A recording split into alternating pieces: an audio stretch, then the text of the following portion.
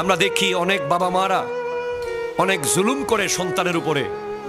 যেমন একটা সন্তান বাবা মাকে খুব কনভিন্স করতে পারে, বাবার ওষুধগুলো জাস্ট টাইম নিয়ে আসে, বাবার ফ্রুটগুলো জাস্ট টাইম রেখে দেয়, বাবার পাশে পা টিপতে টিপতে বাবাকে অনেক মধুর মধুর কথা বোঝাতে পারে। আরেক ভাই আছে, সে তেমন কথাবার্তা জানে না, সে রিজার্ভ থাকে, সময়ে সময়ে টাকাগুলো দেয়, এই কথা সেই কথা বুঝিয়ে খুশি রাখতে পারে না। দেখা যায় চান্দা আবাসিকের জায়গাটা ওই যে ছেলে পা টিপে টিপে বুঝাইছে তারে দিয়ে দিল, আর বিলের জায়গাটা বেগুন ক্ষেত ওই সোডারে দিয়ে দিল।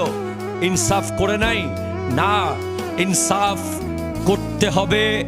ইনসাফ না করলে কঠিন শাস্তির মুখোমুখি হতে হবে, ঠিক কিনা জোরে বলেন। বাট সন্তান হিসেবে আমরা তাদের বিরুদ্ধে যেতে পারবো না। ওয়ালা তাউক্কান্না ওয়ালিদাইকা ইন আমারাকা আন তাখরুজা মিন আহলিকা ওয়া মালিক, যদি উনি ঘর থেকে বের করে দেয়, উনি যদি সম্পদ থেকে বের করে দেয়, এরপরও তার বিরুদ্ধে যাওয়ার কোনো সুযোগ নাই।